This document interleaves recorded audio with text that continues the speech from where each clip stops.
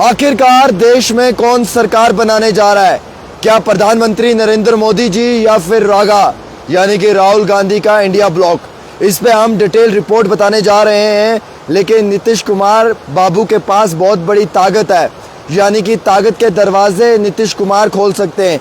हालांकि पलटू बाबू भी इसे कहते हैं, क्योंकि हर बारी ये पलट गए हैं, कभी इस तरफ कभी उस तरफ। और अगर नीतीश कुमार कुछ समय के लिए पलट जाए ना, तो प्रधानमंत्री के हाथ से ये सरकार जा सकती है और डायरेक्टली ये सरकार जो है वो इंडिया ब्लॉक के हाथ में आ सकती है। चंद्रबाबू नायडू, याद होगा 2019 में, जिन्होंने एक बहुत बड़ा रोल अपोजिशन में प्ले किया था, और उसके बाद प्रधानमंत्री की सरकार ने कई बार चंद्रनाडू बाबू को जो है वो मुश्किलात में भी डाला था। आज उनके हाथ में भी ताकत है, आज वो भी जो है वो इस सरकार को बनाने में बड़ा रोल प्ले कर सकते हैं। चंद्रबाबू नायडू या नीतीश कुमार, ये जो दोनों नेता हैं, इनके हाथ में बहुत बड़ी ताकत है। ये दोनों आज दिल्ली में दो बड़ी मीटिंगों का हिस्सा बनने जा रहे हैं, और आज दिल्ली में बहुत बड़ी हलचल होगी। और इस मीटिंग के अंदर ये फैसला होगा कि क्या एक बार फिर से भारतीय जनता पार्टी सरकार बनाएगी या इंडिया ब्लॉक सरकार बनाने के लिए तैयार है। वैसे मैं आपको बताना चाहूँगा कि इस बारी 294 सीटें जो हैं वो मिली हैं, जिसमें कि 22 सीटें जो हैं वो मैजिक फिगर बताया जा रहा है, यानी कि 272 की प्रिडिक्शन थी, 294 हासिल हुई हैं। वहीं इंडिया ब्लॉक जो है वो 234 तक ही पहुंच पाया। 38 सीटें उनके पास कम है मेजॉरिटी मार्क से। अब टीडीपी के जो चंद्रबाबू हैं नायडू और जेडीयू के नीतीश कुमार हैं, इनके पास उन दो ताकतवर दरवाज़ों की चाबियां हैं। अगर ये कोई भी फैसला लें तो सरकार बन भी सकती है, उलट भी सकती है और पलट भी सकती है। तो सरकार को बनाने में, पलटाने में सबसे बड़ा रोल जो है वो इस वक्त नीतीश कुमार का है और चंद्रबाबू नायडू का है। ये दोनों नेता लोग तो हमेशा अपोजिशन में भी रहकर बड़ा रोल प्ले किया है। क्या इस बार ये सरकार बनने देंगे या नहीं? उससे पहले दोस्तों आपको बताना चाहूँगा कि जो राकिबुल हसन हैं, जो आसाम के कैंडिडेट हैं कांग्रेस जमात के, उन्होंने 10 लाख लीड से इलेक्शन जीता है। पूरे देश के अंदर कांग्रेस के राकिबुल हसन की सबसे ज़्यादा लीड है, जिन्होंने 10 लाख लीड से इस इलेक्शन में जीत हासिल की है। और उसके साथ साथ जो अमृतपाल सिंह हैं, जो इस वक्त जेल में हैं, जिन पे नेशनल सिक्योरिटी एक्ट लगा हुआ है, जो पंजाब के हैं, अमृतपाल सिंह, आपने सुना होगा अमृतपाल सिंह के लिए, जिनका बहुत बड़ा चर्चा भी हुआ था हालिया ही। और अमृतपाल सिंह जो हैं लगातार एक लंबे अरसे से जेल में हैं, सलाखों के पीछे हैं। और पंजाब के अंदर एक बहुत बड़ी मूवमेंट भी चली थी, जिसमें कि कई सारे लीडरों को, नेताओं को गिरफ्तार किया था। उसमें जो अमृतपाल हैं वो भी जीत चुके हैं। अमृतपाल सिंह ने भी तकरीबन 1.5 लाख की लीड से इस इलेक्शन को जीता है, आज़ाद उम्मीदवार। अमृतपाल सिंह कोई और नहीं, ये वही लीडर हैं जो पंजाब के हैं और जिन पे नेशनल सिक्योरिटी एक्ट लगा हुआ है, और जो इस वक्त जेल में है आसाम के अंदर। और अमृतपाल ने भी इलेक्शन जीता है। और जम्मू कश्मीर से इंजीनियर रशीद ने भी इलेक्शन जीता है 2 लाख लीड से, जो जेल के अंदर हैं। दो बड़े नेता, एक तो इंजीनियर रशीद जो जम्मू कश्मीर से हैं, जो इस वक्त जेल में हैं, उन्होंने भी ये इलेक्शन जीता है। और अमृतपाल सिंह जो आसाम जेल में हैं और जो पंजाब के रहने वाले हैं, उन्होंने भी ये इलेक्शन जीता है। हालांकि राकिबुल हसन जो कांग्रेस के नेता हैं और जो आसाम से इलेक्शन लड़ रहे थे, उन्होंने 10 लाख लीड से इलेक्शन जीता है, 10 लाख की मार्जिन रेट से। मजाक नहीं है, 10 लाख की लीड से इलेक्शन जीतना अपने आप में ये एक बहुत बड़ी बात है दोस्तों।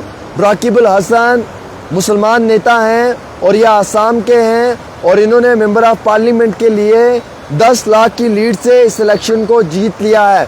और वो आसाम के रहने वाले हैं। देश के अंदर जिसको सबसे ज़्यादा बहुमत मिली है वो राकिबुल हसन है, जिसने सबसे ज़्यादा लीड से जीता है। हालांकि पहले इलेक्शंस में प्रधानमंत्री जी 5-5 लाख की लीड से जीतते थे। इस बारी प्रधानमंत्री जी ने भी जो है वो सिर्फ 1.5 लाख की लीड से जीता है, यानी कि पहले के मुकाबले में इस बारी प्रधानमंत्री जी को बहुत कम वोट मिले हैं। और यूपी में तो कमाल कर दिया ना, यूपी के अंदर ये लगता था कि भारतीय जनता पार्टी की बहुत सीटें आएंगी, लेकिन यूपी में कांग्रेस ने और अन्य पार्टियों ने जो है वो बहुत बड़ा कमाल कर दिया। अब यूपी भी जो है वो योगी के हाथ से निकलती हुई नज़र आ रही है। यूपी में भी जो है वो अब इतना बड़ा इन्फ्लुएंस नहीं रहा है। वहीं दूसरी ओर आज का दिन हिंदुस्तान की सियासत का सबसे बड़ा दिन। आज राहुल गांधी की मीटिंग्स होंगी, प्रधानमंत्री नरेंद्र मोदी जी की मीटिंग्स पे मीटिंग होंगी, नीतीश कुमार, उसके साथ साथ तेजस्वी यादव और चंद्र बाबू नायडू जो हैं वो निकल चुके हैं, वो मीटिंग में जा रहे हैं। सेपरेट अलग अलग ये तीनों मीटिंगें होंगी। नीतीश कुमार चाहें तो राहुल गांधी को मुल्क का प्राइम मिनिस्टर बना सकते हैं। चंद्र बाबू नायडू चाहें तो राहुल गांधी को देश का प्राइम मिनिस्टर बना सकते हैं। अभी भी इंडिया ब्लॉक के हाथ से कुछ नहीं गया है। बाजी अभी भी इंडिया ब्लॉक के हाथ में है और राहुल गांधी के हाथ में है। राहुल गांधी इस बाजी को जीत सकते हैं अगर नीतीश कुमार पलट जाएं। वैसे नीतीश कुमार की जो हिस्ट्री है वो ये हमें कहती है कि उन्होंने 2024 में भी एक अलग से जो है वो अपना ब्लॉक बनाने की कोशिश की थी, फिर बाद में प्रेशर में आकर आनन फानन में वो चले गए, लेकिन प्रधानमंत्री के खिलाफ नीतीश कुमार भी नजर आए थे। चंद्र बाबू नायडू जो हैं वो 2019 में अपोजिशन में एक रोल प्ले करते हुए देश के प्रधानमंत्री नरेंद्र मोदी के खिलाफ नजर आए थे। आज ये वही दोनों नेता हैं। इन दोनों नेताओं के हाथ में जो है वो ताकती दरवाजे की चाबी है, उस दरवाजे की चाबी है जिसको वो कभी भी खोल सकते हैं। और अगर ये दोनों नेता लोग चाहें तो ये सरकार को पलट सकते हैं और सरकार को बना भी सकते हैं। यानी कि प्राइम मिनिस्टर नरेंद्र मोदी जी जो हैं वो देश के अंदर एक बहुत बड़ी बहुमत के साथ आ भी सकते हैं और अपनी कुर्सी को गंवाते हुए इस बड़ी बहुमत के साथ जा भी सकते हैं। मकसद ये है मेरा कहने का कि इस वक्त का फैसला जो है सरकार बनाने का वो नीतीश कुमार करेंगे। अरे नीतीश बाबू भैया के पास इतनी ताकत आ चुकी है कि अगर वो चाहें तो वो कुछ घंटों में देश का प्रधानमंत्री बदल सकते हैं। वो प्राइम मिनिस्टर नरेंद्र मोदी से देश का प्रधानमंत्री राहुल गांधी को बना सकते हैं या किसी और को बना सकते हैं। देश का प्रधानमंत्री जो है वो पहले तो अभी तक तो जो है वो नरेंद्र मोदी थे, लेकिन नीतीश कुमार के पास और चंद्र बाबू नायडू के पास, जिनकी टीडीपी पार्टी है, इनके पास इतनी ताकत आई है कि ये दोनों अगर अपनी सपोर्ट एक्सटेंड कर दें इंडिया ब्लॉक को, तो इंडिया ब्लॉक रातों रात जो है वो देश का प्राइम मिनिस्टर बना सकती है और देश का नया प्राइम मिनिस्टर हमें बनते हुए नजर आएगा और देश में नया प्राइम मिनिस्टर नजर आएगा। अब पूरी सियासत की नज़रें, पूरी मुल्क की नज़रें, पूरे हिंदुस्तान की नज़र, सारे पॉलिटिकल पार्टियों की नज़र, सारे नेता लोग की नज़र जो है वो किसी और पे नहीं है, वो one and only one Nitish Kumar और चंद्र बाबू नायडू पे है। चंद्र बाबू नायडू और नीतीश कुमार अगर चाहें तो एक दिन में सरकार बना देंगे और चाहें तो एक दिन में सरकार गिरा देंगे। सरकार को बनाने में और सरकार को गिराने में बिहार का बहुत बड़ा रोल रहेगा, नीतीश कुमार जी का बहुत बड़ा रोल रहेगा और नीतीश कुमार जो हैं वो बहुत बड़े लेवल के ऊपर अपनी कारकर्दगी का मुजाहरा करेंगे। तो दोस्तों मैं आपको ये बताते चलूँ कि राहुल गांधी भी देश के प्राइम मिनिस्टर बन सकते हैं। रागा की ताकत आ सकती है और रागा पहले ही लड़ते रहा है। रागा का मतलब राहुल गांधी जो है, राहुल गांधी पहले ही लड़ते आया है, चाहे जेडीपी हो, चाहे अडानी अंबानी हो या चाहे उसके साथ साथ मुल्क की व्यवस्था हो, सारी चीज़ों को लेकर राहुल गांधी ने हमेशा ये जंग लड़ी है और वो लड़ते आए हैं और वो लड़ते रहेंगे शायद आगे भी।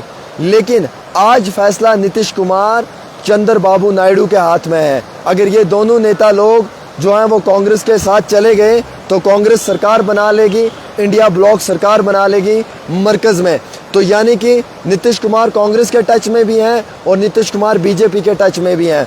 चंद्र बाबू नायडू कांग्रेस के टच में भी हैं और वो बीजेपी के टच में भी हैं। ये आज एनडीए में बैठकर वहाँ पे बात भी करेंगे और ये इंडिया ब्लॉक के साथ भी बात करेंगे। दोनों मीटिंग का हिस्सा बनेंगे। अगर हो पाया तो मुझे लगता है जब तक कि सरकार कहीं पलट ना जाए, इस तरीके की चीज़ें भी ग्राउंड पे नज़र आ रही हैं। तो दोस्तों सबसे बड़ी 3 खबरें। पहली खबर तो ये कि पंजाब का अमृतपाल सिंह जो एक बहुत बड़ा लीडर था पंजाब के अंदर, और आपको मालूम है कि अमृतपाल सिंह के समय में पंजाब के अंदर हालात भी काफ़ी कशीदा रहे, मुठभेड़ें भी रहीं और उस समय में उन पे जो है नेशनल सिक्योरिटी एक्ट लगाया गया और वो जेल में है। लेकिन अमृतपाल ने आज़ाद उम्मीदवार जेल से इलेक्शन लड़ा और वो इलेक्शन जीत चुके हैं अमृतपाल सिंह। इंजीनियर रशीद जम्मू कश्मीर से इलेक्शन जीते हैं जेल में रहकर। और राकिबुल हसन जो आसाम के लीडर हैं कांग्रेस के, उन्होंने 10 लाख की लीड से इलेक्शन जीता है। पूरे मुल्क के अंदर किसी ने भी 10 लाख की लीड से इलेक्शन नहीं जीता है जिस लीड से राकिबुल हसन ने जीता है, जो कांग्रेस के बहुत बड़े लीडर है। और अब सरकार बनने जा रही है, 2400 घंटों के अंदर फैसला हो जाएगा। आज की 3 बड़ी मीटिंगें होंगी दिल्ली में और ये तीनों मीटिंगों का हिस्सा प्राइम मिनिस्टर नरेंद्र मोदी जी, वजीर आजम, वजीर आला, वजीर दाखिला जो हैं वो सारे होंगे। और उसके साथ साथ जो है वो अपोजिशन से राहुल गांधी होंगी, सोनिया गांधी होंगी, प्रियंका गांधी होंगी। उनके साथ साथ जो है वो बाकी अपोजिशन पार्टियों के नेता लोग होंगे। और ये फाइनली डिसीजन लेंगे क्या नीतीश कुमार जीत पाएंगे या नीतीश कुमार सरकार बना पाएंगे या फिर नीतीश कुमार प्रधानमंत्री के साथ जाना पसंद करेंगे। अब सियासत और हिंदुस्तान की सियासत की चाबी और दरवाजे खोलना और किसी को भी प्राइम मिनिस्टर बनाना, प्राइम मिनिस्टर के ओहदे से हटाना, सियासत को गिराना, सियासत को बनाना, ये सब ताकत चंद्रबाबू नायडू और नीतीश कुमार के पास है। ये चाहें तो अगले 3 घंटों में राहुल गांधी को प्राइम मिनिस्टर बना सकते हैं और ये चाहें तो अगले 3 घंटों में नरेंद्र मोदी को प्राइम मिनिस्टर के कुर्सी से हटा सकते हैं। सबसे बड़ी ताकत नीतीश कुमार के पास है। चलिए हम भी कुछ समय का इंतजार करते हैं और देखते हैं कि क्या होगा। वैसे मुझे लगता है कि नीतीश कुमार पलटू बाबू हैं, जो मैंने उनकी रियलिटी सुनी है। वो कभी बीजेपी के साथ पलट जाते हैं, कभी कांग्रेस के साथ पलट जाएंगे। उनका कोई पता नहीं है कि वो कब कहाँ पे पलट जाएंगे भैया, उनकी कोई गारंटी नहीं है। ऐसा नहीं है कि वो प्रधानमंत्री जी के साथ वादा करके आएंगे कि मैं आपके साथ हूँ, बाहर निकलते ही वो राहुल गांधी के साथ हो जाएंगे। और राहुल गांधी के साथ अंदर वादा करके आएंगे, बाहर निकलते ही वो प्रधानमंत्री जी के साथ हो जाएंगे। क्योंकि उनका रिकॉर्ड ही ऐसा रहा है, कभी इस साइड, कभी उस साइड, कभी इस साइड, कभी उस साइड। इसलिए पलटू बाबू पे यकीन करना बड़ा मुश्किल है। वो कब पलट जाए, कब सरकार बना दे, कोई पता नहीं है। लेकिन आज का दिन इंतहाई देश के लिए बहुत बड़ा दिन। तमाम नेताओं की नज़र आज मीडिया पे रहेगी और मीडिया की पल पल की खबर आप तक रहेगी। दीजिएगा अपने मेज़बान को इजाज़त। देखते रहें खास रिपोर्ट आमिर सुहेल के साथ।